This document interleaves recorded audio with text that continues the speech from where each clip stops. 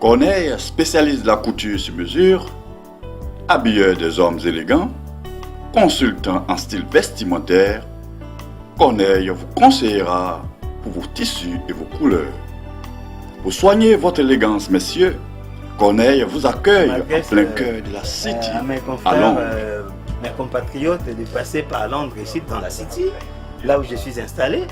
Donc je vais leur faire un bon boulot comme ça, taillé sur mesure, quoi. Ça c'est mon boulot. Je suis expert et consultant dans la couture. Contact 07 415 267 300.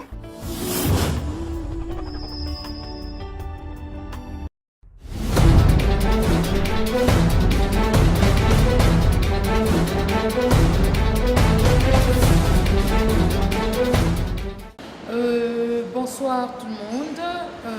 Donc nous sommes ici toujours dans Londres et donc là nous sommes en compagnie d'un écrivain, un très grand écrivain que nous allons rencontrer, qui va nous parler de lui dans une minute. Mais permettez-moi de vous présenter d'abord ma coéquipière Adeline qui travaille avec moi pour Z2 de Magazine. Adeline qui va se présenter. Bonjour, je suis Adeline Rognao et je travaille aussi pour Chedodo Magazine, un projet que nous avons commencé il y a un peu de temps. Donc nous rencontrons, comme Marie-Louise l'a dit, on rencontre le docteur ce matin. Très bien. Donc pour commencer, nous allons tout de suite laisser la parole à notre invité. Qu'il se présente. Donc, good afternoon. Could you please introduce yourself and tell us who you are, what you do, and your background, please? Thank you. Good afternoon. Bonjour. Bonjour. My name is Edwin Mapara. I'm a medical doctor by training. Trained in Zambia. That was 1987 when I graduated from medical school. Then I worked in Lusaka, the University Teaching Hospital, which is a referral hospital in the capital city of Zambia. I worked there from 1987 to 1989. And then for 1 year, 1989 to 1990, I worked in a district hospital in Livingstone. And after 1 year in Livingstone, I thought, let me go the other side. And I crossed the Zambezi River into Botswana, where I worked for a good 12 years. From 1990 to 2002, and I was very involved in many of their AIDS programs that we shall later talk about. And it was in 2002, after 12 years there, I thought, let me go to the UK to go and do my studies. And that is how I came to the United Kingdom to do a Master's in Public Health, or an MSc, Master's in Science with Infectious Diseases, and their specialty being TB and AIDS. So that I've been in the UK from 2002 to, that was 2005 when I graduated, and then from 2005 to date, I worked at various charities, the major one being the Community Health Action Trust. And I am teaching part-time at the University of London, on the London School of Hygiene and Tropical Medicine, teaching public health to doctors and nurses in the field of AIDS and TB. So that's a brief about who I am. Okay. So if I can have a look here, I see books here. So one of them is education. This one, education again. So all these are your productions, the books you wrote. If I may ask a question, what are the themes of your books and what are the subject of your books? Okay, with these books, there are 3 of them to date. Yeah. And this was the first book, which is Education. And notice how education has been spelled. Yeah. I can see aid in your education. A-I-D, it comes from AIDS. Okay. And then you put the usual education. So now, since we're talking about AIDS, I've taken the first part, AID, and the education. So that's education. And it deals mostly with control of AIDS. And this is the experience from Zambia, Botswana, South Africa, and a bit of it in the UK. The other book is taking control of TB and AIDS, because we know that TB and HIV infection are related. So I thought, let me write a book on AIDS, write a book on TB, and then write a book on TB and AIDS. So how to control AIDS, how to control TB, and how to control AIDS and TB together. So those are the themes. It's basically all about AIDS and experiences from Africa. So we said you have written a lot of books, and you said your background is Not a doctor. lot, just 3. Okay, 3. But Three it's is quite a a lot. lot. Yeah. It's a lot. I'll start blushing in camera. So your background is you are a doctor. How did you end up being a writer? How did you come to become a writer, a doctor, a lecturer? So what is your... Wonderful. Okay. Definitely my background is a doctor, and then I moved up into public health. So at public health is more of community, dealing with the community. When I came into the UK in 2002, I came to do my postgraduate studies. And while doing my studies between 2002 and 2005, all my assignments were on TB and AIDS. And it so happened that at the end, when I graduated in 2005, the university asked me, that doctor, with your experience and with all my assignments being on TB and AIDS, can you lecture on our postgraduate master's course? So that is how I became a lecturer at the London School of Hygiene and Tropical Medicine, because of the experience I was sharing during my lectures. And it was while lecturing that one professor, Professor David Molly, may his soul rest in peace, he asked me, said, Edwin, how many papers have you written? How many papers have you published? Then I said, Professor, not even one. And he said, with all this knowledge, all this experience, how come you have not written a paper, let alone even publish a book? Then I said, you know, in Africa, we're always hands-on, we're always working. There's no time for writing. So Professor Modi said, I'm challenging you to start writing scientific papers. But then, to be very honest, when it comes to research, I'm very lazy. So I took the easy way out. I thought of writing books. And that is how I ended up writing the 3 books. And the books are written in such a way that it is reference material for the students at the London School of Hygiene and Tropical Medicine, those who are studying medicine and for the nurses.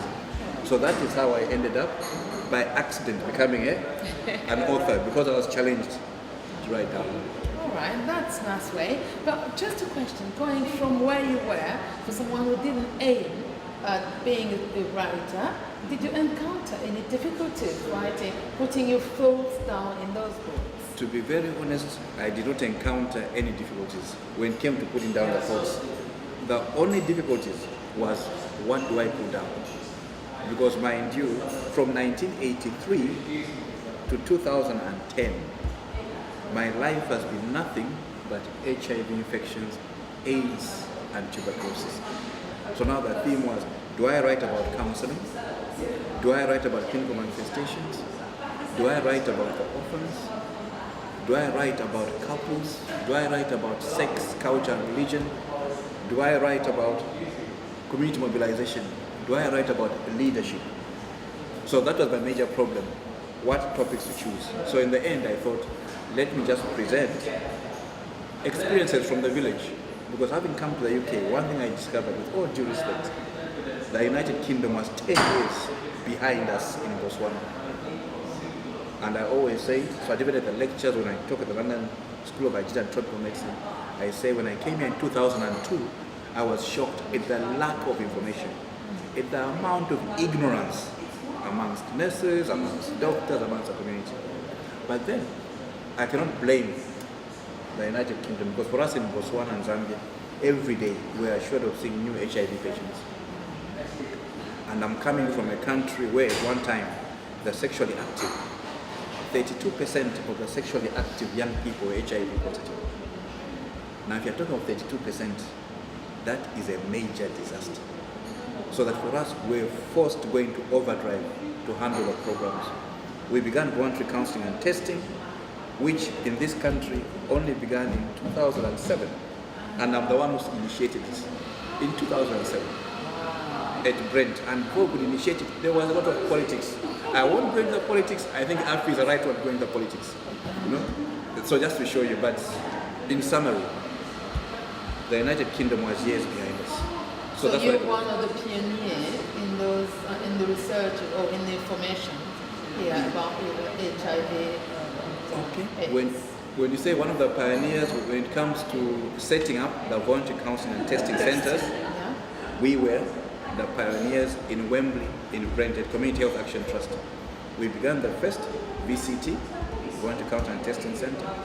And what we had done in Africa, we realized that if you put up a center for somebody to come for HIV testing, they will not come because they believe that the community talks a lot. Right. So we noticed from the early days that for our center to work and to test people for HIV, it is best to test for TB, diabetes, hypertension, and the last one, HIV. And that way people would come to the clinic in the name of, I've come for my hypertension check. When the door is closed, they say, doctor, I want my HIV test. You know, I've been misbehaving and my wife does not know. And before I touch her, can we do the test? Okay. We do the test, it goes away. When it goes out there, nobody will know whether it was an HIV test, was it hypertension, was it diabetes, or did it just come to socialize.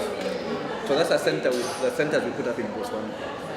So by the time I was coming to Europe, we had roughly 120 of those centers in Botswana.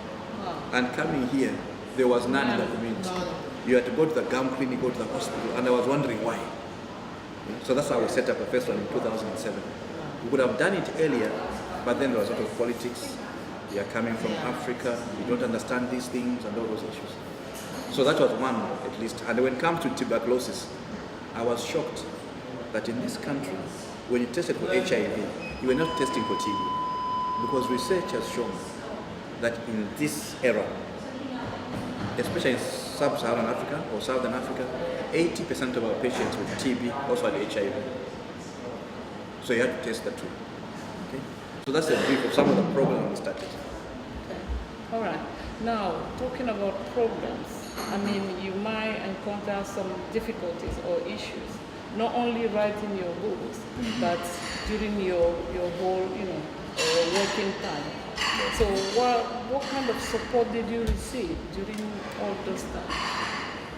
Okay, during the time of writing the books, the support, I must say, it came from a lot of friends around who encouraged me to say, definitely write down the books. When it comes to financial support, I must say it was personal, it was from the family, a bit of domestic funds. After talking to Madame nicely, saying this is an investment, so that was the support that came in, and with the family, we sacrificed in terms of social activities. Sometimes going out would be put aside while I was working on the books. But we tried to balance. When the books were through, we made a point now we could start socializing. So otherwise, problems, finance, it was there. And I think people who get a grant or a special budget to publish are better than those who just start on their own. Okay. Until you get into the field and people come to knowing you, that's when, and the books are selling, finance becomes easy. Then with the politics, we had some political leaders who said, please don't write down the mistakes we made in the early days. Mm-hmm. And for me, I would say that is the beauty about mistakes. We must write them down so that others don't make the same mistakes that you made. Because had it not been for the Western world telling us in Africa that we can't run AIDS programs, you can't start voluntary counseling and testing, you cannot give the ARVs, you don't have nurses and doctors. Had it not been for them, our program would have started much earlier. And I always say it, even when I'm doing the lecture at the university, that the Western world slowed down the progress of Africa. They told our leaders we could not do it. But then, here we are today, the Western world is going to Botswana to learn about how to run these programs. The Western world is reading about TB and AIDS, not knowing that the two are related. So people will ask, but why has Africa been hit hard? I say, okay, the issue of the poverty is there, we might not have the infrastructure, but the consultants from Europe and from America slowed down our program. In fact, there's one video called Fire in the Blood. If you get the video Fire in the Blood, it will show you what the Western world has done in terms of the epidemic in Africa. But before getting into the content of your books, Yes. I'd like to ask you questions about the connection, the work connection you have with Africa. Do you work with other researchers or researchers in Africa about Okay. this? Different countries, all Africa. Okay, when I was in Zambia, when we began our program in 1989, 1990, we began the program in Lusaka. Then I went down into Livingstone. When I was in Livingstone, we began community mobilization where we said, look, with HIV/AIDS, nurses and doctors alone cannot deal with it. And knowing that our people are very religious, let us use a church. And that's how we engaged the church. On Fridays, the Muslims. On Saturdays, the SDA. On Sundays, the Christians. That is the Catholics and the other, because we know SDA is on Saturdays. When we engaged with them, they began the community mobilization. And in the process, we had people from Zimbabwe, people from Botswana coming into Zambia to learn about AIDS. Because in these other countries, AIDS was the domain of nurses and doctors. And for us in Livingstone, we say, no. AIDS is not the domain of nurses and doctors. It's for the community. We only come in when it comes to treatment. But otherwise, when it comes to handling HIV, the social workers have got a bigger role than doctors and nurses. The pastors have got a bigger role. So that is how the others came in. When I left Zambia to go and work in Botswana, we had people coming in from South Africa to come and learn from us at Athlone Hospital. Or now we're running the program. And I must admit that Athlone Hospital had the advantage of me coming in from Zambia with a program which they didn't have in Botswana. It matured, and in Botswana the advantage, the president gave us funding with no problem. There was no politics about it. Because we saw people dying in numbers. There was a time when we were burying about 144 people per week. That's how bad it was. So that's how South Africa came to learning. And when I was in Botswana, we had people coming in from America, coming in from Europe, coming in from other countries around, just to come and see how we're running the program in Athlone Hospital. And it was the only one in Botswana. So we had the advantage of all these people coming from all over the world to come and see what Botswana is doing, how it is handling it. And in the process, they learn from us.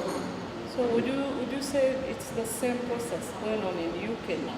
Are they learning from the example you talked about earlier? With the UK, I must admit it's a complex scenario. In the sense that I've been here now, it's how many years? Going to 12 years? 10 years. We came in 2002 and we're in 2014. I came in with this information, and with the universities they've benefited, I've shared with them. But then other organizations could not believe how can an African know more than, with all due respect, a white man. So that in 2002, 2005, when I was talking about voluntary counseling and testing, it was a no-go area. When I was talking about TB and HIV infection being addressed together, I was told there's funding for different programs. You can't put them together. When it came to talking about the BCG vaccine, I discovered in this country the BCG was only for the people from the black and minority ethnic groups, not for the white people. And I asked why. They said, but when it comes to TB and HIV, it's a black people. But now things have changed because TB does not choose black or white, it's eating everybody. So at least I'm happy on that aspect. The BCG is now for everybody. Okay? So those are some of the things. We were advanced, and I always echo it that when I came in, this country was 10 years behind what we're doing. But in some areas, like the teaching hospitals, Chelsea and Westminster, Guy's Hospital, they've got some very fantastic, wonderful programs for the doctors and nurses. But for the community, there was nothing happening. Another question. We know that Africa has been divided, politically divided, and we've got French-speaking countries in Africa, English-speaking countries in Africa, and Spanish or Portugal-speaking countries in Africa, and they seem not to be working together. Now, let's say you have this program running in Africa. Are you talking about Zambia, Botswana, South Africa, which are all English-speaking countries? Do you work with other countries, like French-speaking countries, or Portuguese-speaking countries? To be very honest and very frank, the answer is no. Why? Very embarrassing, but the fact is, like you have said, we are English speaking from the southern area. And my experience has been around Zambia, Zimbabwe, Malawi, Botswana, down there. So that when it comes to French speaking, we have kind of left them out.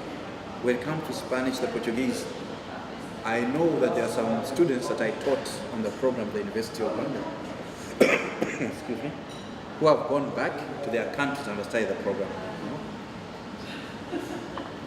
But otherwise, for the majority who are not English speaking, they don't share the education. And we've had some at the University of London, or when I have community workshops on Saturdays and Sundays, who say, but how come it's only Southern Africa? Why not the other countries? Take note, WHO, World Health Organization, they know about this program. UNAIDS, they know about this program. And personally, I would say it is for them to identify best practices around and say, look, for this best practice, can we share it with the French speaking? Can we share it with the Spanish? Can we share it with France? You as an African doctor, as an African actor, working in the AIDS area, I think you work in an area. Don't you think about connecting the whole African practitioners in this program so that you can work together in the benefit of the whole African community in Africa? Definitely I do, but like everything else, the bottom line is the funding. That is the bottom line. When you don't have the funding, you have all these brilliant ideas, but so long as none of the political leaders see the need for the program, you are grounded. You know? And in fact, there was a time when I attended a meeting at Canary Wharf where they were talking about aid that had been given to Africa. It was a different session that we had for about 2 hours, and there were some key speakers there who were talking about the amount of aid given to Africa. So I asked, out of interest, I asked this gentleman, I said, how much in terms of funding do you give to consultants who go to Africa to teach on HIV and AIDS? And why I'm asking is because I come from Africa, and some of the consultants have sent down, with all due respect, they learned from us. There's nothing that they taught us, you know? And as I was speaking, the gentleman was writing down questions and comments. Then he says, Edwin, I'll start with the second question. Last year alone, in 2006, and I remember that 2006, we spent 200 million pounds paying consultants to go and teach on AIDS. And I remember that day because when he answered, the whole room went quiet. And I said, excuse me, you said how much? Then he says, I know it sounds terrible, but it's 200 million pounds was given to consultants to go and teach us. And I said, so that money, it came back here. Then I said, do you know, out of 200 million, how many voluntary counseling and testing centers I could have put up? Yeah. Do you know how many books we could have written? Do you know how many networks we could have created? Not only in Southern Africa, but even Northern. Do you know how many clinics we could have put up? Do you know how many community people could have taught just to go around talking about HIV? You know? Then he says, I understand where you're coming from. So what advice would you give to people, anyone who would like to follow your footsteps? Well, the advice I would give is, one, if you're passionate and believe in what you're doing, don't let anybody sway you. Be they from UK, America, and they say you can't do it, believe in yourself. The example I'll give is in Botswana. I worked a good 12 years there. When the epidemic hit us and people were dying in the hundreds, and we were burying 144 people per week, the President Festus Mogae, he called us in from the districts. He called the radicals people who did not just say yes to anything. And he said, people who have got a problem, what do we do? Can we provide ARVs to our population? Antiretroviral drugs. Others call them ARVs, others say ART. Can we provide them? Because most African governments had been told by the West that you cannot give ARVs. They are complicated. They are toxic. You must know how to give them. To us, all that was nonsense. We told Mr. President, Mr. President, we have a choice. It's either we try or we die. And what did the president say? Guys, let's try. And it was a team of 10 of us, and we put in everything. Money was not an issue for Botswana. Botswana is a rich country. That's the other advantage Botswana had. And for your information, the Botswana government gave the International Monetary Fund a loan at one time. And always, exactly. At the University of London, I'm giving my talk about the success of Botswana. Botswana, the little desert country in Southern Africa, it gave the International Monetary Fund a loan. Instead of the usual African country going to pay, International Monetary Fund. That's how rich got the a country. loan, a little African country called Botswana. Exactly. Right. And for your own information, Botswana is just diamonds are forever. So, the Botswana government, president, very committed. Mapi, very committed. And that is how we went in. They believed in us. Today, the world is going there to learn about how to run the program. Believe in yourselves. Okay. So, Dr. Edwin, we're reaching the end of our talk now. Just to know, what if somebody wants to buy the books, one of your books, Education 2010. We got Education 2010. So this one is about TB and AIDS. TB and AIDS together. This one is about TB control, and that one is about AIDS control. So where can we find them? Where can people find these books? The books can be bought from the publisher Ex Libris. Ex Libris. Right. That is the publisher, or you can get them from Amazon.com. You can get them from Barnes or Nobles or any bookstore. So, in fact, the other time I was checking online, there are roughly about 30 bookstores that have stocked it. Okay. And then this book is written in such a way that when you order, that is when it is published. Right, so they publish on demand. On demand. Okay. And Ex Libris, for new writers, I always say with Africans we don't write. I encourage Africans to write. Ex Libris are just number one. Okay. Other publishers told me I could not publish, but with them they said, we shall give you the price of 2 for 3 books. So I published 3 books but paid for 2 books. So at any bookshops you can order. Okay, that's it. So we have reached the end of our talk. Ça a été très très édifiant. Nous reviendrons, donc nous inviterons notre monsieur le docteur Edwin pour une rencontre encore plus approfondie sur le sida, sur le HIV, sur la tuberculose et sur la maîtrise de ces maladies, comment on gère ces maladies aussi bien dans nos pays, par nos gouvernements que ici dans les communautés. Nous y reviendrons au cours d'un débat avec d'autres personnes, mais pour le moment. Et donc, nous vous remercions d'avoir été avec nous. Thank you very much. You're more Thank you than very welcome. much. Merci.